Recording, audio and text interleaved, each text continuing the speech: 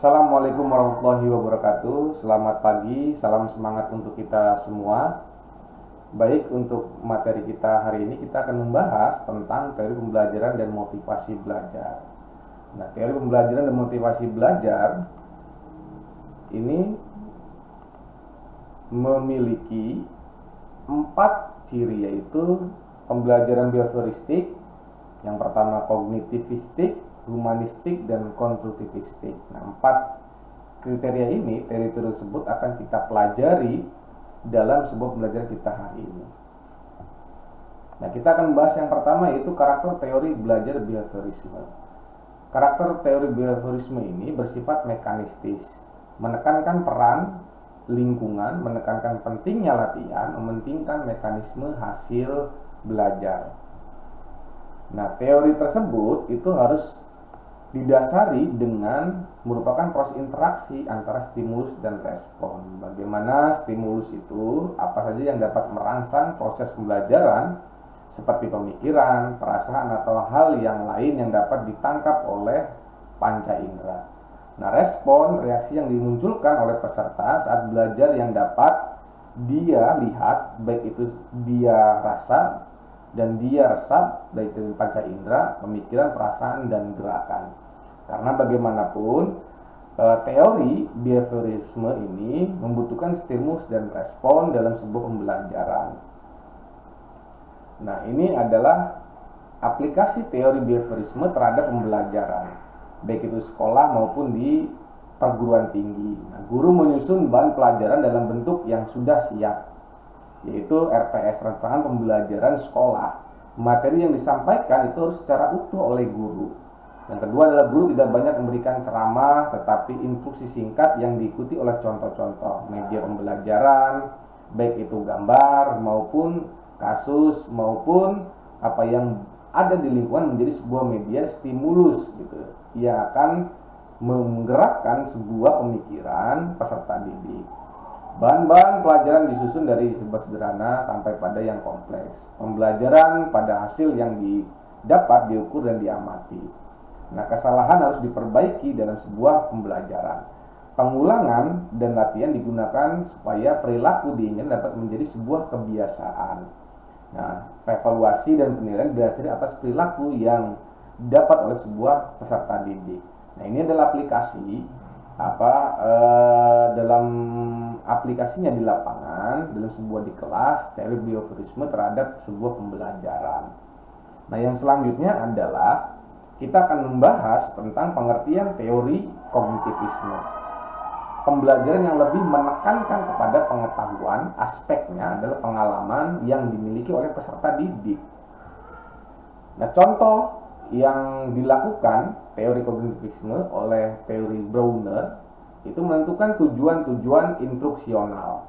Yang kedua, memilih materi pelajaran. Yang ketiga adalah menentukan topik yang bisa dipelajari, baik itu induktif oleh mahasiswa. Mencari contoh-contoh tugas ilustrasi yang dapat ditangkap atau digunakan mahasiswa untuk belajar. Mengatur topik, baik itu topik-topik secara sederhana, kompleks, maupun yang di sekitar sesuai kehidupan kita sehari-hari. Mengevaluasi proses dan hasil pembelajaran, yang memang pembelajaran kognitif menekankan sebuah aspek pengetahuan dan pengalaman yang memang cenderung kepada siswa harus bekerja atau harus aktif untuk merespon sebuah pembelajaran tersebut. Nah, teori-teori konstruktivistik itu yang selanjutnya adalah teori ini percaya bahwa siswa mampu mencari masalah yang sendiri, menyusun sendiri pengetahuannya melalui kemampuan berpikir dan tantangan yang dihadapi, menselesaikan dan membuat konsep mengenai keseluruhan pengalaman realistis di mereka dan teori dalam suatu pengetahuan yang utuh. Jadi, dalam sebuah pembelajaran kita harus memberikan contoh-contoh yang memang dekat dengan mereka, yaitu situasi-situasi kondisi sosial di masyarakat. Ini adalah salah satu contoh John Dewey dalam mengatakan teori konstruktivisme itu belajar bergantung pada pengalaman, minat siswa sendiri, topik kurikulum harus berintegrasi dan berkaitkan satu sama lain. Belajar itu harus bersifat aktif, langsung terlibat, berpusat pada siswa. Nah, prinsip-prinsipnya itu adalah pengetahuan dibangun oleh siswa sendiri. Pengetahuan tidak dapat dipindahkan oleh guru ke murid. Pengetahuan aktif mengkonstruksi secara terus-menerus, sehingga selalu terjadi perubahan konsep ilmiah. Guru sekedar membantu menyediakan sarana prasarana situasi agar proses konstruksi berjalan dengan lancar. Nah, karakter konstruktivisme itu peserta didik dipandang bukan benda pasif, tapi melainkan benda yang aktif, mempunyai tujuan masing-masing dan mempunyai insting yang berbeda-beda, ilmu pengetahuan juga yang berbeda-beda. Nah, belajar mempertimbangkan sebuah optimal mungkin proses keterlibatan siswa. Pembelajaran bukanlah transisi pengetahuan. Kurikulum bukanlah sebuah sekedar dipelajari, melainkan seperangkat pembelajaran, materi, dan sumber. Nah, ini adalah karakteristik konstruktivisme. Nah, kita beranjak kepada motivasi belajar. Motivasi menurut Atkinson, motivasi menunjukkan pada pembangkit kecenderungan untuk berbuat guna memperoleh satu atau lebih hasil.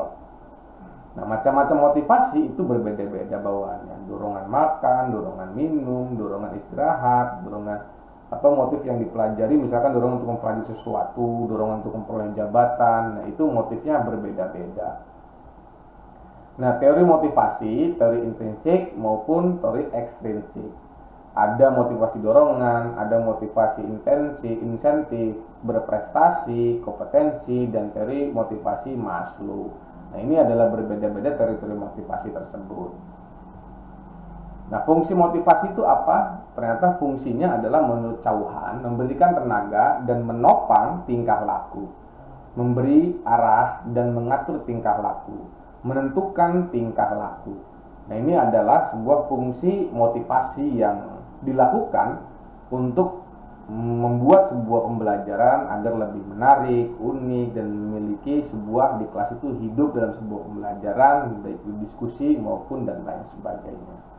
Nah, strateginya untuk merangsang minat dan perhatian mahasiswa. Guna metode menyampaikan perkuliahan bervariasi, tidak monoton. Media yang digunakan melengkapi penyampaian perkuliahan. Bila dirasa tepat, baik itu menggunakan humor, presentasi, atau contoh-contoh yang memang sangat lucu agar tidak pembelajarannya tidak boring. Gunakan peristiwa nyata agar mereka merasakan apa yang dijelaskan tersebut itu menyentuh kepada diri mereka dalam kehidupan sehari-hari. Gunakan teknik bertanya untuk melibatkan mahasiswa agar aktif dan tidak pasif, dan memang tidak cenderung ceramah tetapi dua arah. Nah, strategi untuk meningkatkan kepercayaan diri, motivasi itu adalah meningkatkan harapan, hasil strategi yang terkontrol berhasil ada di tangan mahasiswa sendiri. Tumbuh dan berkembang kepercayaan diri mahasiswa dengan mengatakan tampaknya Anda lebih memahami konsep ini dengan baik. Berikan umpan balik yang konstruktif selama perkuliahan agar mahasiswa mengetahui pemahaman dan prestasi belajar mereka. Nah, strategi untuk meningkatkan kepuasan guna pujian secara verbal, berikan kesempatan untuk segera menggunakan dan mempraktikkan pengetahuan yang dipelajari. Minta kepada mahasiswa yang telah menguasai dan keterampilan pengetahuan. Bandingkan prestasi mahasiswa dengan prestasi sendiri di masa lampau atau dengan satu dengan yang lain tertentu, bukan dengan mahasiswa yang lain. Nah, itulah sebuah teori pembelajaran dan motivasi belajar. Bagaimanapun sangat penting untuk kita pelajari motivasi belajar dan pembelajaran ini agar kita mengetahui bagaimana pembelajaran di kelas itu bisa kita kuasai, baik itu di perguruan tinggi maupun di sekolah. Cukup sekian dan terima kasih. Nanti kita akan bertemu lagi di pertemuan-pertemuan selanjutnya. Assalamualaikum warahmatullahi wabarakatuh.